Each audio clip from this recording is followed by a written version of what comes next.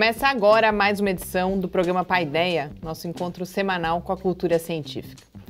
Hoje, depois do Céu da Semana, na coluna Mídia e Ciência, a gente fala sobre o assunto que dominou o noticiário de ciência e tecnologia nos últimos dias: o anúncio dos ganhadores do Prêmio Nobel.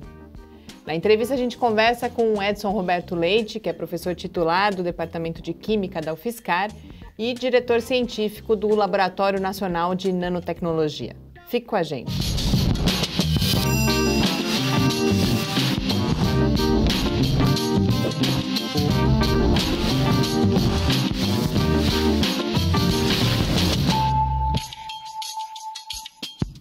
Muito boa noite, é sempre um prazer a gente estar de volta aqui no Paideia, esse nosso encontro semanal com a cultura científica, uma realização do Laboratório Aberto de Interatividade da UFSCar, o LAB, e do Centro de Desenvolvimento de Materiais Funcionais, CDMF. Paideia vai ao ar todas as terças-feiras, às 6 horas da tarde, nas redes sociais e no site do LAB, e também na Rádio UFSCar. E para apresentar o programa aqui comigo hoje, já está aqui professor Adilson. Muito boa noite. Boa noite, Mariana. Boa noite a todos que nos assistem. E para a gente começar o nosso programa, a gente já vai lá conferir com o astrônomo Gustavo Rojas as dicas do que observar no céu dessa semana.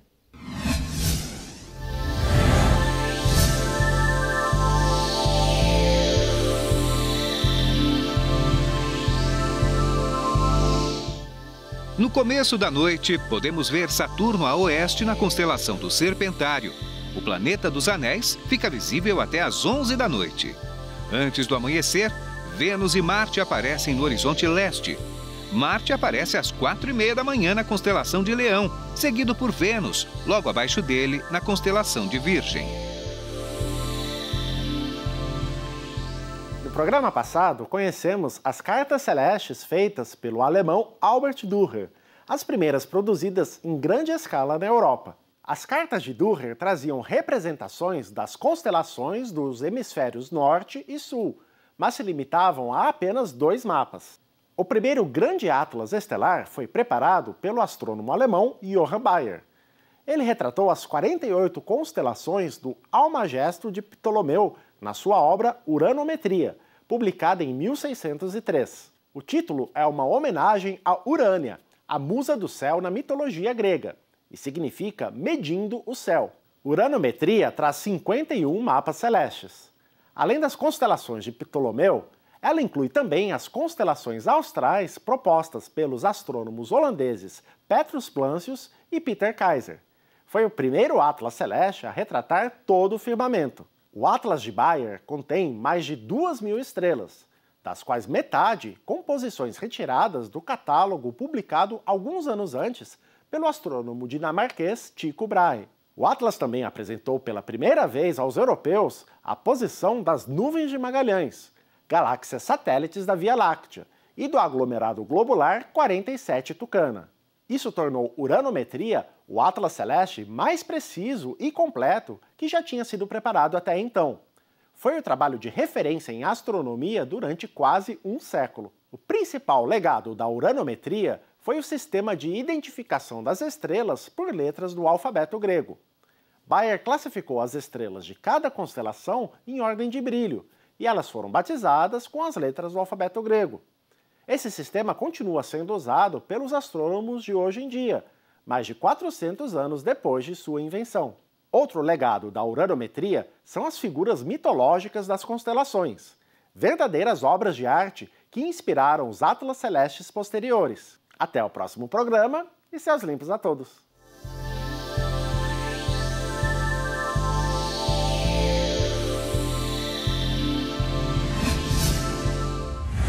Estamos de volta aqui no Paideia, continuamos falando de mapas já, se eu não me engano, o terceiro episódio que a gente fala de mapas.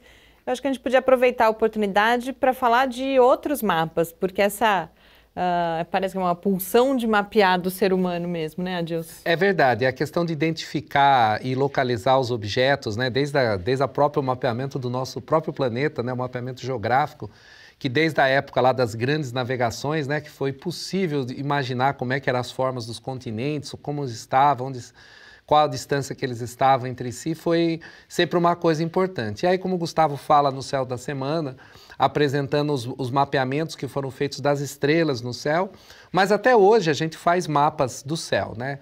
Com o avanço da tecnologia é possível a gente observar não somente as estrelas na luz visível, mas também outras faixas de radiação. Então a gente pode ter mapas referentes à distribuição das emissões de raio-x que você tem no espaço, o mapa de distribuição das galáxias, que na época lá que foi feito os mapas antigos ainda não eram possíveis de ser observado.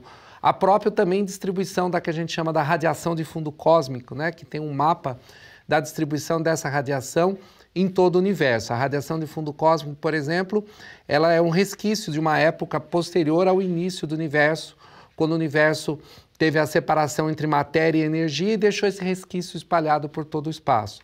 Essa observação e a distribuição da intensidade, ou como a gente costuma chamar, da temperatura dessa radiação no universo, é um dos indícios mais fortes que o universo teve um início, teve o Big Bang. E por que é importante esse mapeamento? Por que é importante a gente saber onde as coisas estão, e particularmente em relação à radiação de fundo do cosmos? Bem, quando a gente conhece a posição dos objetos, a gente pode então tentar ver como é que eles evoluem com o tempo, com a própria dinâmica que ele tem. Então, por exemplo, no caso das galáxias, a gente sabe que o universo está em expansão. Em alguns casos, nas galáxias, quando a gente olha as galáxias mais distantes, essa expansão ela é acelerada, inclusive. Então, a partir dessa observação, dessas posições, você consegue verificar isso e aplicar os modelos físicos para entender. No caso da radiação de fundo cósmico, esperava que ela tivesse uma distribuição, ela não fosse homogênea no universo, mas ela tivesse uma certa distribuição, como prevista pelas teorias, e isso foi possível de ser confirmado. Então, isso reforça os modelos.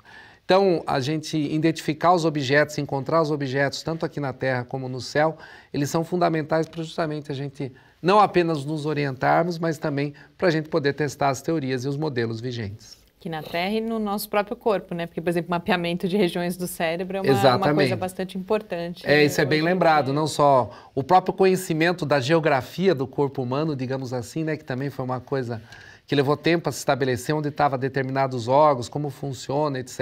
E mais recentemente, como você está dizendo, esse fato de você, por exemplo, saber cada região do cérebro, né, com as técnicas de tomografia por pósitrons, você consegue ver qual parte do cérebro está sendo estimulada, até com um determinado tipo de pensamento que você tem. Então, sem dúvida, identificar onde estão os objetos, onde estão as coisas, faz parte da própria construção do conhecimento científico. E se você quiser rever este e todos os outros episódios do Céu da Semana, basta visitar o site do Lab em www.lab.fiscar.br. E na última semana não teve para mais ninguém. O assunto das notícias sobre ciência e tecnologia foi o anúncio dos premiados com o Nobel. Nessa edição de Mídia e Ciência, eu também falo sobre os resultados, mas principalmente sobre o que eles têm a ver com o Brasil e com o momento dramático pelo qual passam a ciência e a tecnologia no nosso país. Vamos lá.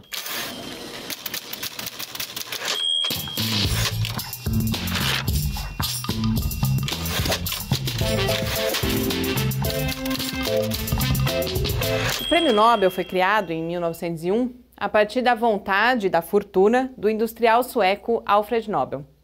Diz a lenda que o prêmio foi uma tentativa de Nobel de ser lembrado por algo mais que a invenção da dinamite, origem da sua fortuna e causa de tanta destruição. Se essa história é verdadeira, o plano teve sucesso. Nos últimos dias, todas as editorias de ciência do mundo, as redes sociais e outros espaços foram ocupadas pelo anúncio dos prêmios Nobel de Medicina, Física, Química, Literatura e da Paz, além da expectativa que resta pelo Prêmio de Economia. E não há dúvidas de que, para falar dos premiados com o Nobel, são usados muitos adjetivos edificantes e admiráveis.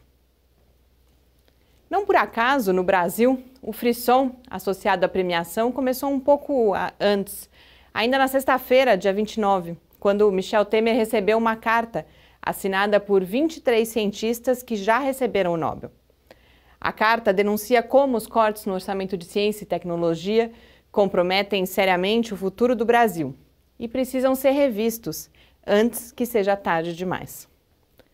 A gente já falou aqui na coluna antes, em julho desse ano, da mobilização da comunidade científica brasileira para colocar em evidência na arena pública a relevância dos investimentos em ciência e tecnologia.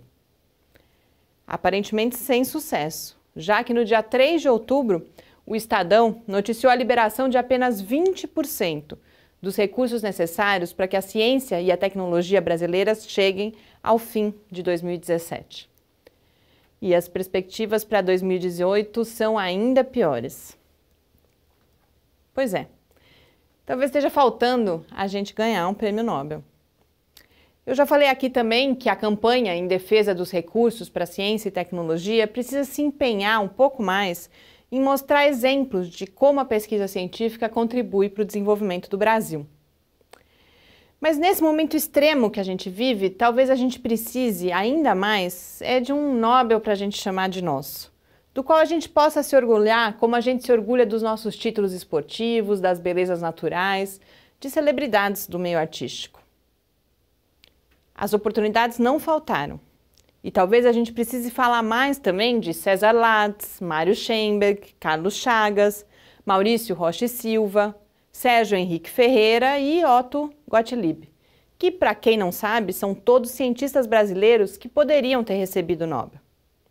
Até nessa última edição, a gente tinha um brasileiro entre os concorrentes, o César Victora, um médico gaúcho que no início desse ano recebeu o prêmio Gardner, um dos principais na área da saúde, pelos estudos que ele desenvolveu sobre a importância do aleitamento materno na prevenção da mortalidade infantil. Mas, enfim, as apostas para o Prêmio Nobel estão longe de serem uma ciência exata. Se você quiser saber mais sobre aqueles que de fato foram os premiados nesse ano, tem um monte de dicas lá no site do Lab. Mas aqui eu destaco um texto que foi publicado na The New Yorker sobre a mensagem que teria sido enviada pela escolha dos vencedores na categoria de Medicina e Fisiologia. Segundo o autor, foi uma mensagem de valorização da pesquisa básica, em um momento em que ela, especialmente, sofre muitos ataques nos Estados Unidos e no mundo. O texto é oportuno também para a gente pensar, inclusive, em desejar que um Prêmio Nobel da Paz seja outorgado à ciência, já que ela precisa mesmo concentrar energias em contribuir para a paz, nesse mundo assustador em que a gente vive hoje. Essa mensagem de que é essa ciência que precisa ser estimulada também seria importante para inspirar o público em defesa da ciência e para inspirar os cientistas na reflexão sobre a sua prática. Boas leituras e uma ótima semana.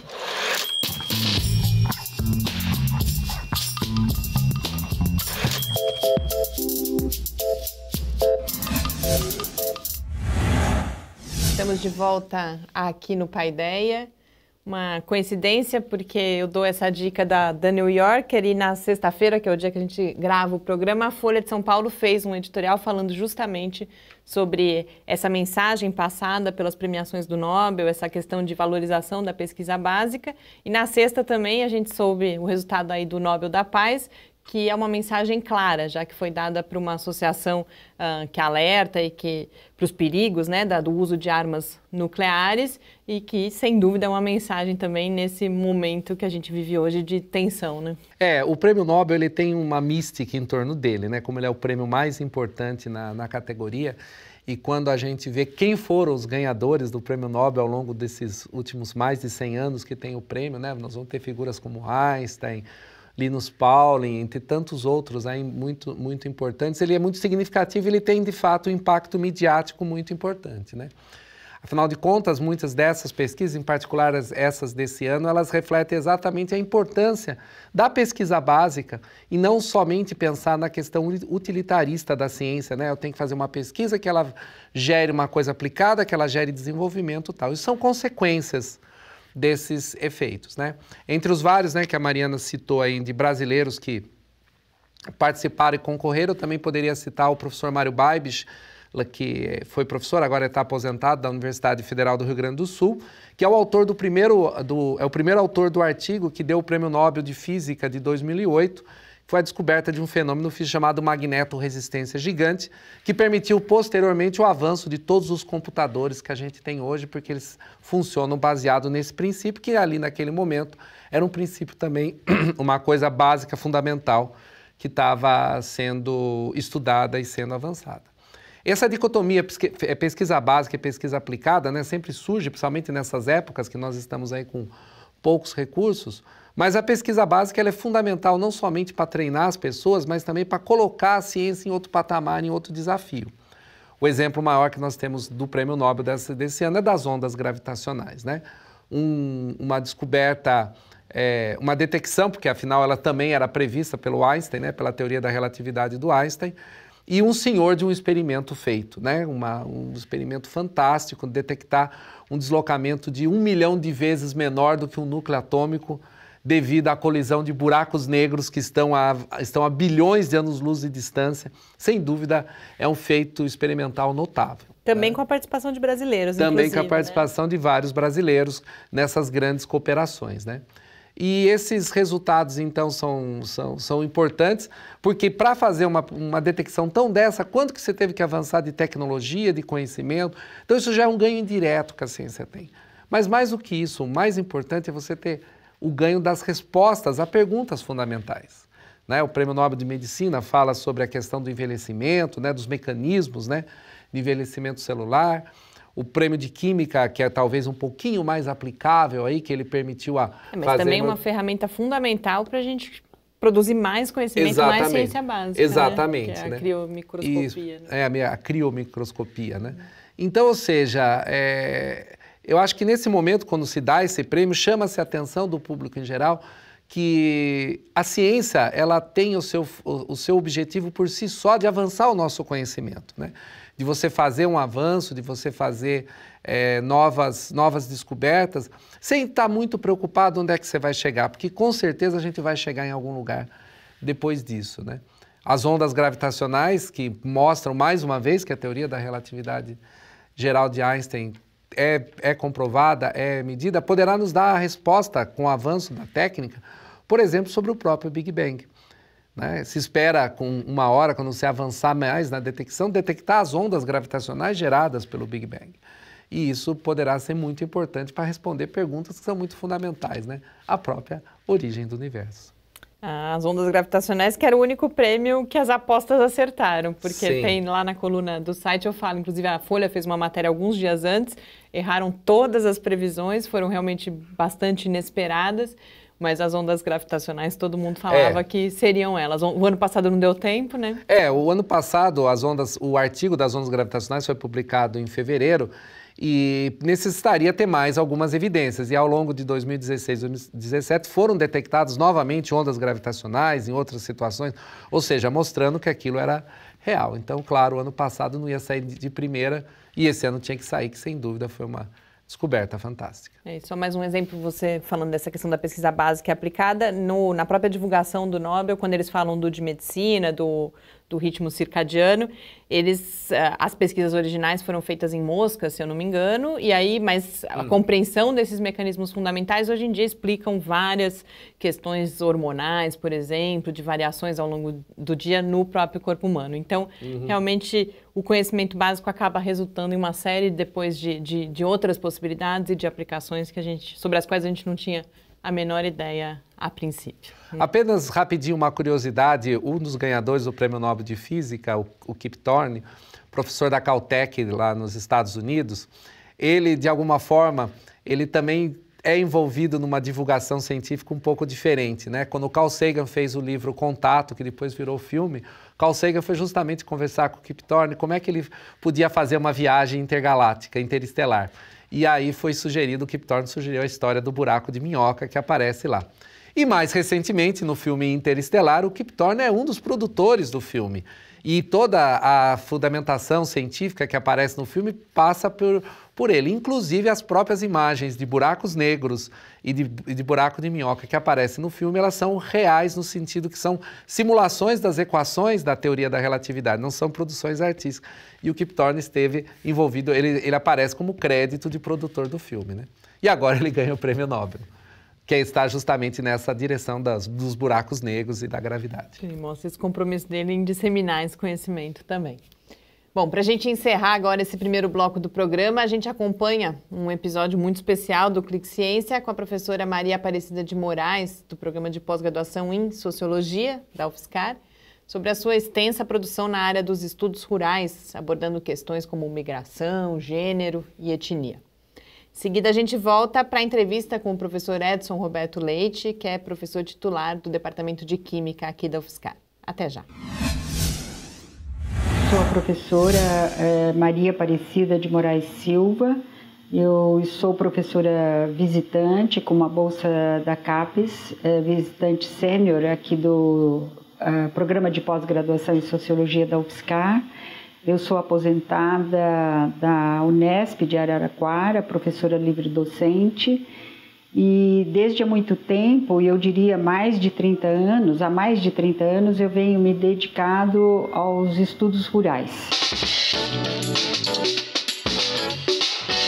Os estudos rurais aos quais nós nos dedicamos são basicamente os trabalhadores rurais no corte da cana-de-açúcar, trabalhadores migrantes que vêm de outros estados do Brasil, como os estados do Nordeste e do Vale do Jequitinhonha Mineiro. Nos dedicamos também às questões de gênero, ou seja, estamos preocupados e preocupadas com as mulheres trabalhadoras rurais e também com as questões relacionadas à raça e etnia. Então, são muitos trabalhos e nós pudemos, ao longo desses últimos anos, também abrir novas temáticas relacionadas à metodologia de pesquisa. Então, muitas técnicas de pesquisa que nós produzimos, técnicas essas, todas elas relacionadas aos diferentes temas. Então, por exemplo, não somente técnicas qualitativas, como as entrevistas, relatos orais, como também desenvolvemos técnicas relacionadas, por exemplo, à produção de mapas, técnicas relacionadas à produção de desenhos. E temos também um trabalho bastante interessante junto a mulheres, tanto mulheres trabalhadoras rurais, como também de outros setores sociais, que dizem respeito às chamadas oficinas. Então, essas oficinas, elas têm como objetivo reunir um grupo de mulheres e fazer com que elas desenvolvam simultaneamente um trabalho manual e também um trabalho de memória. E com isso nós temos alcançado alguns resultados bem interessantes, sobretudo relacionados às questões de gênero, a questão da violência de gênero, a violência doméstica e assim por diante. O Trama, que é o nosso site, ele tem, portanto, essa finalidade, quer dizer, dar visibilidade aos nossos trabalhos e também, ao mesmo tempo, permitir que, ao fazer essa divulgação, outras pessoas, além da academia, possam conhecer mais de perto aquilo que nós produzimos aqui. Ou seja, é a produção de um conhecimento que não visa somente um resultado acadêmico, mas também um alcance social, um alcance político, na medida que a situação dos trabalhadores rurais, de modo geral, e os camponeses também, não somente os trabalhadores assalariados, como também camponeses, é uma situação muitas vezes ignorada pelo grande público da nossa sociedade.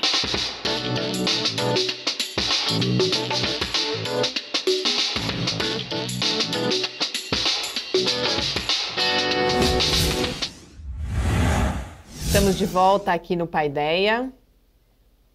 Hoje a gente recebe o professor Edson Roberto Leite, que é professor titular do Departamento de Química da UFSCar.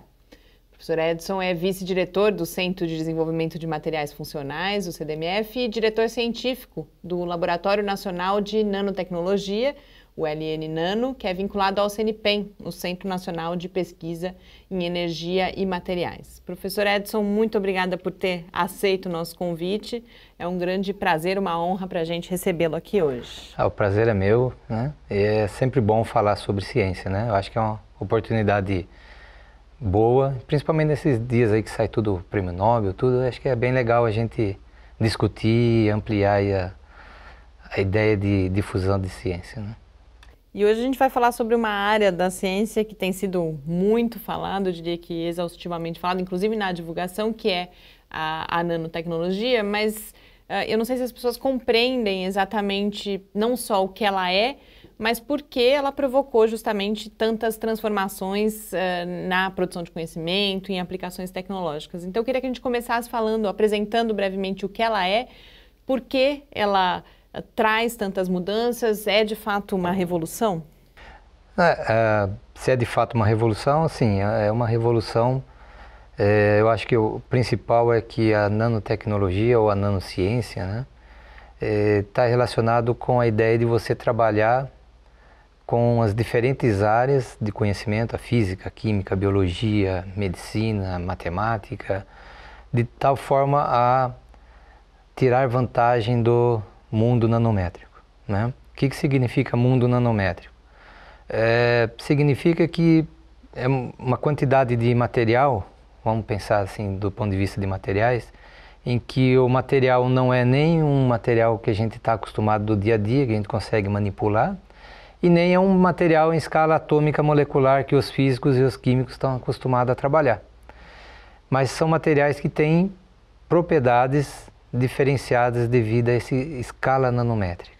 Não só devido à quantidade enorme de átomos na superfície, mas também propriedades eletrônicas, ópticas e magnéticas que advêm dessa natureza nanométrica. E a revolução é justamente isso, né? É usar essas características diferenciadas para construir dispositivos eletrônicos, novos modos de armazenar e converter energia. Na medicina a revolução também é grande, o pessoal está apostando pesado, principalmente na parte de drug delivery, né? Quer dizer, medicamentos inteligentes que consiga achar o tumor ou a doença dentro do corpo humano e atuar especificamente, né? Então são diferentes campos em que essa ciência e tecnologia vai atuar. Por isso que uma coisa interessante dela é que ela é intrinsecamente multidisciplinar. Ela não se sustenta como uma ciência pura, mas sim como uma interação muito forte entre os diferentes setores, né? Esse aspecto que você está falando aí, Edson, realmente é bem interessante, né? Que muitas vezes na própria universidade, na academia, as pessoas não entendem muito bem essa questão de você trabalhar de uma maneira multidisciplinar com áreas, né? Algumas pessoas acreditam que seja importante você trabalhar puramente naquilo que se forma, né? E o exemplo que você está dando aí da nanotecnologia é exatamente isso, né? Esse diálogo entre os diferentes saberes que faz com que possa ter esses avanços interessantes, né? Porque se a gente olhar só de um ponto de vista, não enxergaria as possíveis e as grandes aplicações que acaba tendo essa coisa de manipular átomos, né? No fundo é isso que está sendo feito. Adilson, essa é uma coisa interessante da academia, né? Porque como você não tem a disciplina, vamos pensar assim, né? Nanotecnologia ou nanociência, né? E você precisa ter um conhecimento mais amplo, geralmente, então, aparentemente parece que você trabalha fora de foco. Uhum. Mas é justamente ao contrário, né? Porque às vezes os problemas são tão específicos, mas para resolver o problema você precisa de diferentes ferramentas, tá certo? E aí você tem que usar as ferramentas. A física, a química, a matemática, a biologia, não tem jeito de você solucionar os problemas sem ir para o fundamento. Uhum. Então, eu diria que a nanotecnologia, a nanociência é a aplicação pura dos fundamentos. Uhum. E na fala inicial aparece várias vezes os materiais, a questão dos materiais. E eu sempre tenho a impressão que a forma como a gente, no senso comum, compreende materiais é diferente de quando a gente fala, por exemplo, em ciência e engenharia de materiais. Eu não sei se as pessoas têm claro por que essa busca tão grande, por exemplo, hoje em dia, por novos materiais. Por que a gente está procurando novos materiais? Por que a gente estuda os materiais? Basicamente não existe engenharia sem materiais, sabe? Não estou falando que não existe engenharia sem a engenharia de materiais, não. Se você for pensar em engenharia mecânica, engenharia civil, engenharia elétrica, certo?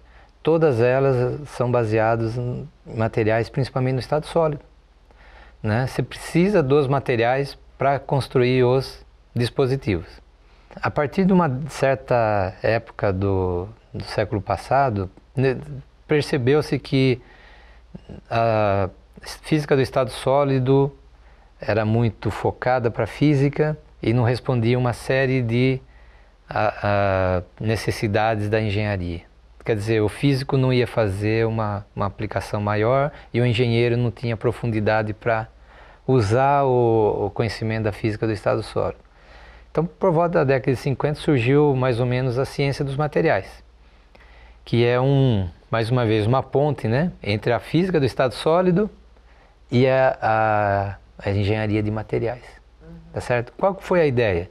A ideia é transportar o conhecimento, né, de tal forma que você consiga utilizar os materiais nas diferentes aplicações. Por que isso?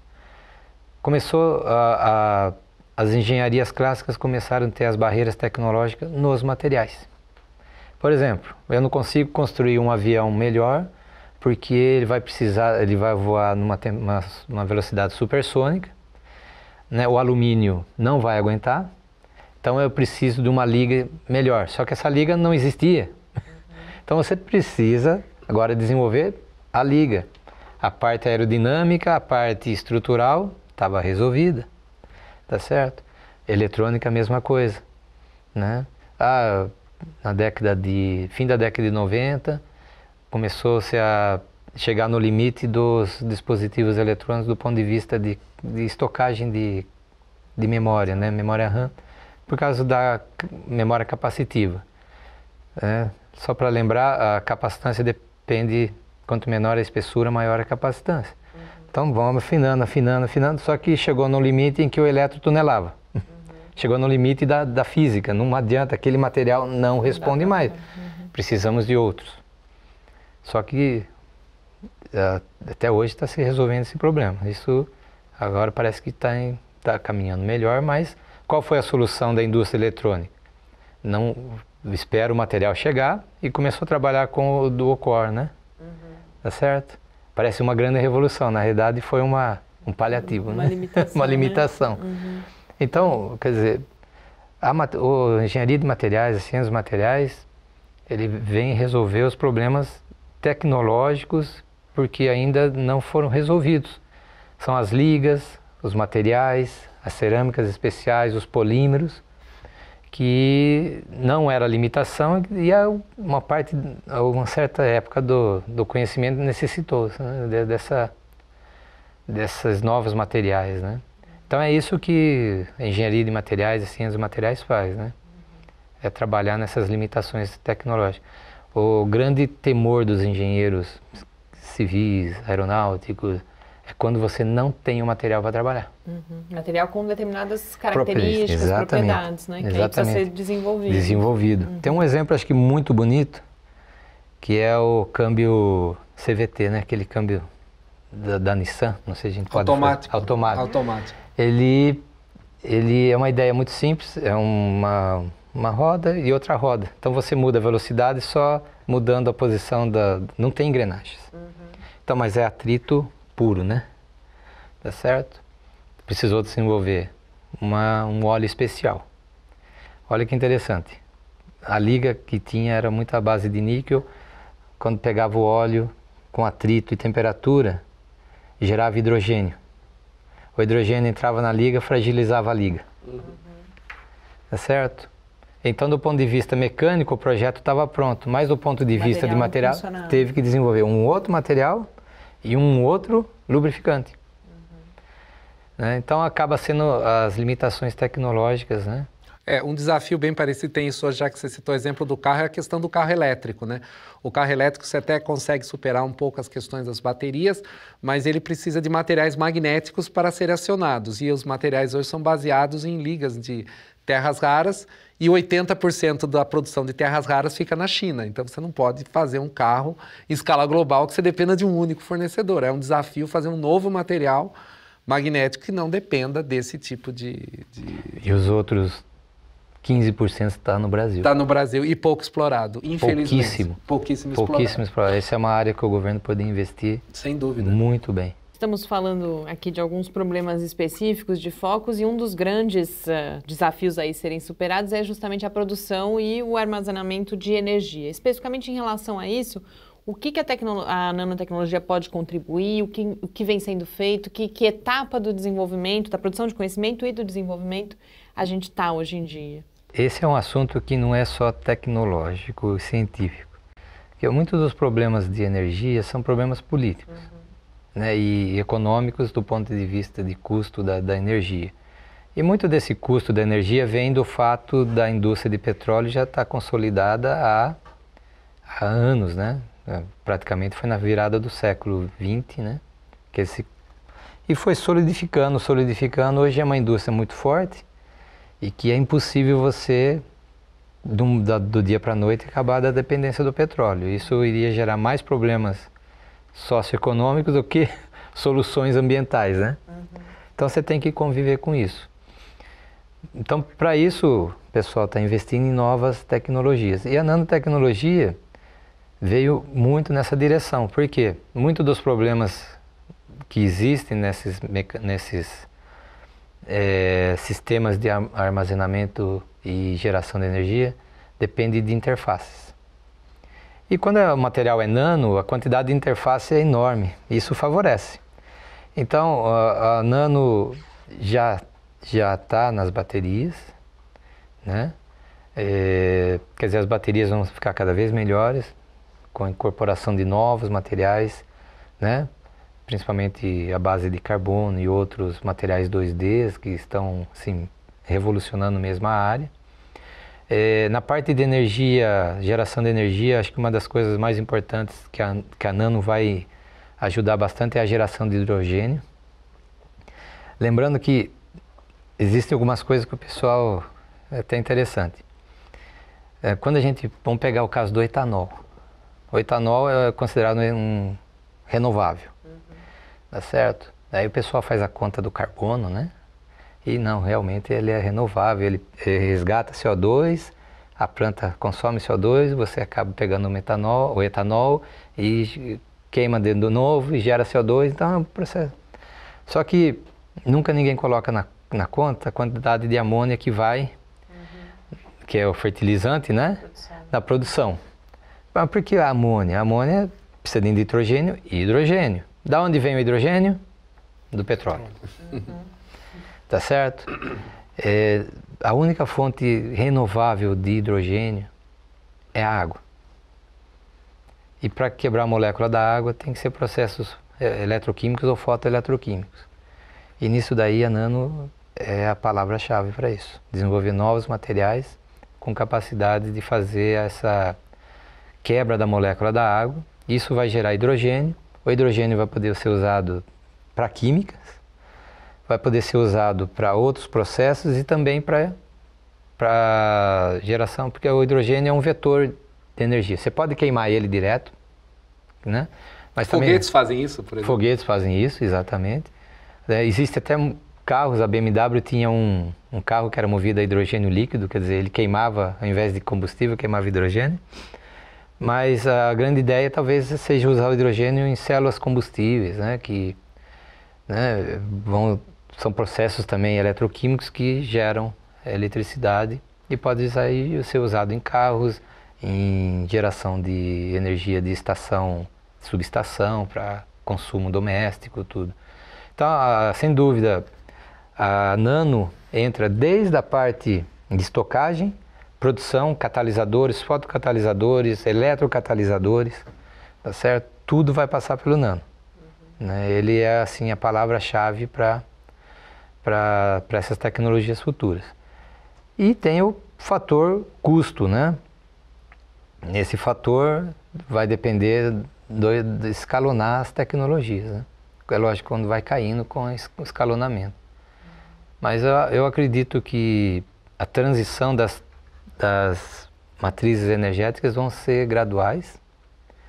Isso é uma coisa importante. O pessoal, quando menos perceber, já vai estar usando menos o petróleo. É certo? Aconteceu isso com o telefone, né? Hoje quase ninguém mais tem telefone fixo em casa, né? Na nossa época o telefone era patrimônio, né? Você tinha que comprar né? E pagava muito caro, né? Isso, era muito caro. Tá certo? Hoje todo mundo tem um celular né? Então essa transição vai ocorrer, mas vai ser assim, suave, e o governo tem que incentivar isso, né? Na Europa isso é muito claro. A Alemanha, por exemplo, cortou toda a parte nuclear, está forçando ao máximo eólica e solar, né? E isso não tem retorno, né? Eu tenho lido que as próprias companhias já perceberam que tem que investir também em produção de conhecimento para substituição de matriz, né? Com toda essa discussão nos Estados Unidos, da saída do Acordo de Paris e tal, de que elas já perceberam também que é insustentável continuar. São algumas coisas interessantes. Um dos maiores fabricantes de células solares do mundo é a Brite Petróleo, tá certo? Então, eles sabem disso já há um bom tempo, né? Eles investem nisso há um bom tempo. Todas as grandes companhias de petróleo do mundo, na realidade, eles migraram de companhias de petróleo para companhias de energia, tá certo? Tem algumas que têm uma postura muito clara. A Shell, por exemplo, a postura dela é vender moléculas. Então, ela vai procurar um substituto para a gasolina, que, se possível, seja renovável, tá certo? Uma das ideias dela, que eles querem investir muito, é fazer fotoeletroquímica e promover a reação de capturar o CO2 da atmosfera, né, junto com o hidrogênio, e gerar metanol. Tá certo? Daí você usaria o metanol como combustível. Fazer a síntese do metanol, que a molécula seria feita na cana de açúcar, por exemplo, você fazê-la... Isso. Lembrando, o metanol, a fonte principal dele é também o petróleo. Sim. Tá certo? Então, ao invés de extrair ele do petróleo, é que o metanol é mais simples do que o etanol. Né? Um carbono, o outro tem 2 carbonos, já é mais... Mas também é possível. O rendimento vai caindo. Quer dizer, qual é o segredo de tudo isso? Como fazer tudo isso? Catalisadores, e vai caindo também. Tá certo? Eu queria aproveitar a oportunidade para a gente apresentar um pouco o laboratório, justamente o Laboratório Nacional de Nanotecnologia, o LN Nano, porque talvez as pessoas não... O CNPEM talvez já tenham ouvido falar mais, mas do laboratório especificamente não. Então, eu queria que você apresentasse brevemente aí como que ele está organizado, quais são as suas principais atividades. Não, o CNPEM, ele é um centro de pesquisa, e ele é interessante porque, apesar de ser do governo, ele é uma organização social. Significa que ele tem um contrato de gestão com o Ministério da Ciência e Tecnologia. Isso faz com que seja uma administração quase que privada. Então, lá o pessoal é contratado como se fosse uma empresa, CLT. Não existe concurso, não existe... né? Então, é um contrato de gestão que você tem que... você vai ser cobrado em cima daquilo que o governo federal está contratando. Tá certo? Nesse contrato foram formados 4 laboratórios. O mais famoso deles é o Laboratório Nacional de Luz Síncrono, né? Aí tem o Laboratório Nacional de Biotecnologia, que é o LNBio. Depois tem o CTBE, que está relacionado com etanol. É um laboratório específico para etanol de 2ª geração e agora para conversão de biomassa. E, finalmente, o mais novinho é o Laboratório Nacional de Nanotecnologia, né? E a filosofia do CNPEM é sempre trabalhar em 4 eixos, tá certo? Um eixo é serviço ao usuário externo, à comunidade científica. Isso é muito importante. A gente atua como Open Facility, que a gente chama, né? Um laboratório que vai ser utilizado pela comunidade científica. para você ter uma ideia, 50% do tempo de máquina nosso é para usuário externo. Tá certo? Aí entra o segundo eixo, que é pesquisa in-house, que a gente chama, que é a pesquisa que a gente realiza dentro do laboratório. Você não pode prestar um bom serviço se você não faz boa pesquisa, né? Senão você nunca está atualizado.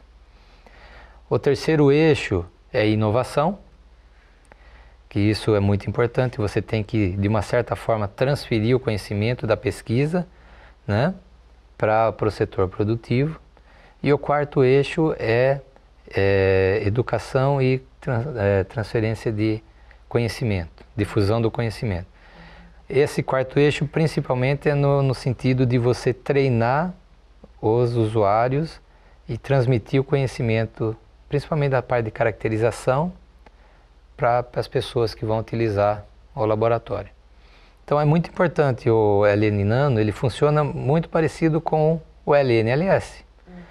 Você pode aplicar no site para você usar, ter horas de máquina nos equipamentos. É bem conhecido toda a parte de microscopia, né? Tá certo? Temos excelentes microscópios. Em termos de número de usuários, a gente é bem competitivo com o LNLS. Quer dizer, tem muito usuário. O único problema que existe, né, do ponto de vista dos usuários, é que, infelizmente, diferente do LNLS, a gente não consegue pagar o usuário que vem do Norte e Nordeste e do Sul, né? O LNLS, ele tem um orçamento para isso, a gente não tem, e isso dificulta, né? Que as pessoas possam usar. Isso. Para você ter uma ideia, o LNLS, ele paga a passagem e a estadia, que tem uma guest house, né? Tem um hotelzinho lá pro pessoal que fica lá. Então isso inibe um pouco, né? Então uma coisa que é muito importante, a gente está querendo agora ampliar isso para o Norte e Nordeste, para ver se a gente atrai mais usuário. Mas o pessoal de São Paulo e do Sudeste usa bastante as facilidades nossas, né? E isso a gente espera que use mais, né? Porque é a forma da gente justificar os equipamentos que estão sendo financiados pelo governo federal. Tudo é grátis. Quando a pessoa usa, até o insumo, né, é grátis.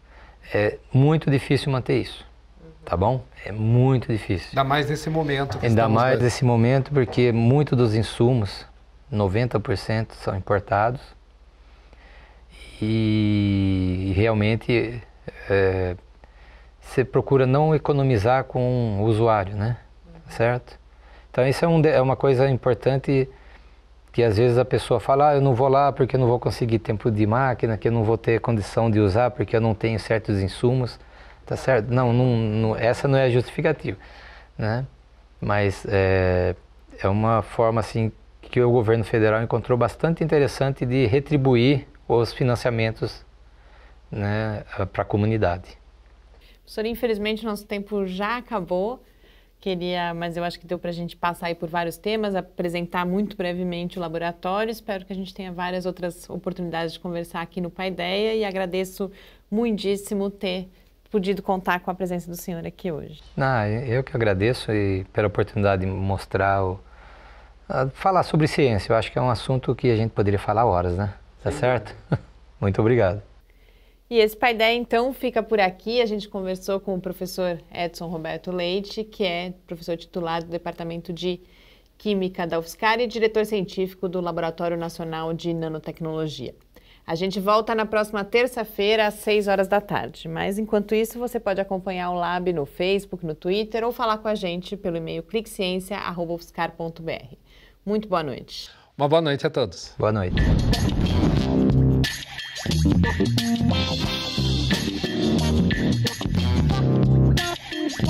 back.